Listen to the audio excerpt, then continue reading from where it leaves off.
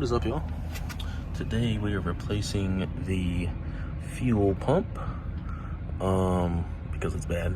Went out on me when I was in downtown Savannah driving around, acting a fool. So yeah, super easy to change out. Two hoses, one going in, one going out to the carb. And then two size 13 nuts right here and back behind there. Let's see, can I get you back there? No, but I'll just don't have to. There you go, you can kind of see it now. And that one back there. So yeah, it'll be a little bit more of a pain because of the bigger distributor. So first I'm gonna take these off, put something in there if they do leak out. The only one that should leak out a little bit is this. So I got something here that I should be able to shove in there to kind of stop it from leaking out. That or that, I don't know, something. The one going into the carb shouldn't leak anything. So let's see. Okay, after thinking that I might have to pull the distributor out, I was able to finagle a wrench up behind it with it bent like that, up behind here, wasn't actually that tight, which was kind of weird, but probably because I already had this side loosened, but did that, and now I think it's ready to come out. Hopefully it don't hit nothing. Wow. Oh, nope, still full of fluid. So yeah, take that one, show y'all the new one here. It's a little bit different of a design, but it is indeed the one for it. Might even sit in there a little bit better. That is the one for it. And the way that you could tell if it's one for an alternator, so if y'all are, I know it's not really focusing in on it really, but oh, there we go. But if y'all see the little nipple thing sticking underneath it, that means that it's for a alternator. I found that out in one of the videos that I watched. So yeah, now I'm swapping all of this stuff, since I have all new stuff. So yeah, next clip will be me installing everything back on. And another good thing to know that it does matter which way the rod goes in. So you don't want the flat bit up here on the top that is actually hitting the fuel pump. And then you want the rounded end going down into the motor. So yeah, little good tip right there. All right, got everything all cleaned up and everything. Now to put these gaskets back on. Well, the new gaskets. So you don't want to use this one first, and it goes down at the bottom. But what I'm going to do, I'm gonna put a tiny bit of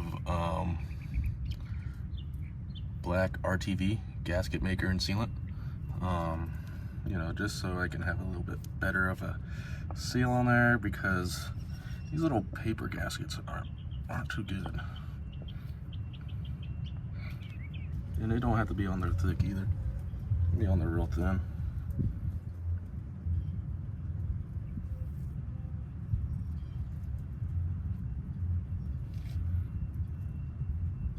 I watched Slade use, I think it was like a can of something, but this is the stuff that I got on me.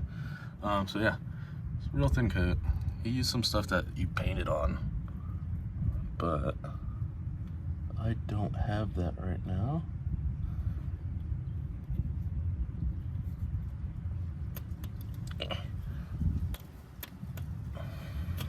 Kind of a pain to get it on, not gonna lie.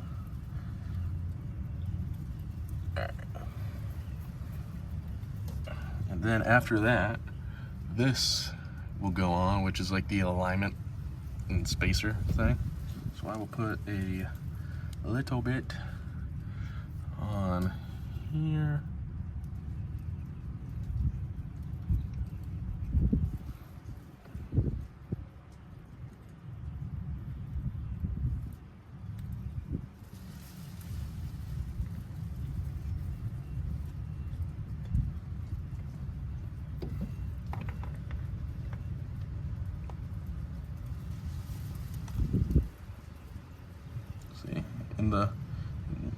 some of the videos that I watch, nobody put some of this stuff on.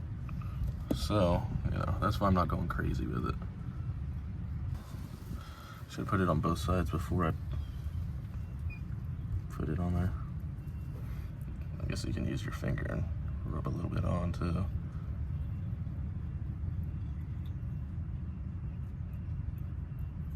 Alright, I say that's good enough. Take my rag here and clean my finger off. Alright, and then this will go on obviously like that.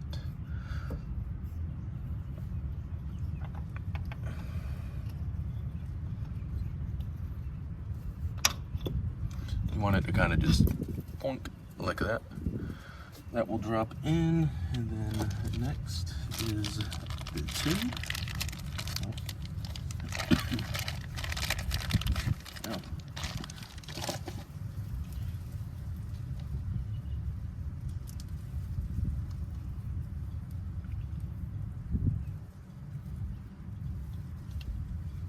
So mine had a little bit of oil on it whenever I took it out, so I'm gonna take some of that oil and rub it on there a little bit. So, and like I said before, you want the rounded edge going towards the engine, and then this coming towards the top, and then this just goes right down into the hole, bink, just like that, and that should be good. Let's hope at least, right? And then after that, this gasket will go on. So I'm gonna go ahead and do both sides. All right, did both sides. Yeah, it might look like shit, but oh well. So go ahead, put the bigger side on the back towards the alternator, or I guess generator if you got a generator, but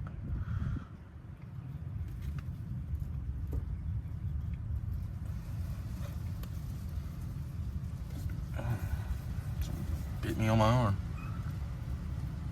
Said, ow, ow, ow, ow, ow. All right, got that on there. And then time for the new one. See if I can get this actually on there. It actually seems like it clears the oh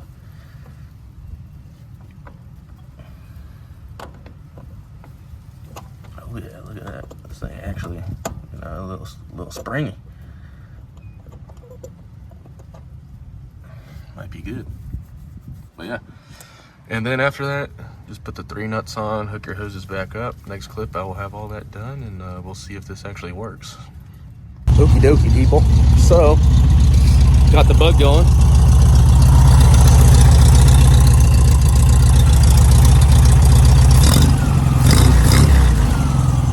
So, put the fuel pump in, still had a problem, but I could tell looking in through the little thing up on the top of the carburetor that it was spraying more in, but it still wasn't working. So I took the whole top of the carburetor off, went through and did just pretty much took everything apart on the top half of the carburetor, cleaned everything, and I'm pretty sure it may have been the fuel shut-off valve, because whenever I was, you know, flicking it,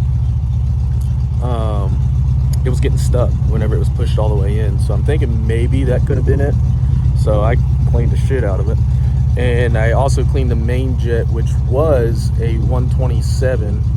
I had a German carburetor in here, just sitting here, that I kind of did a rebuild on. And it had a 130 Solex main jet. So I cleaned that up, put it in here.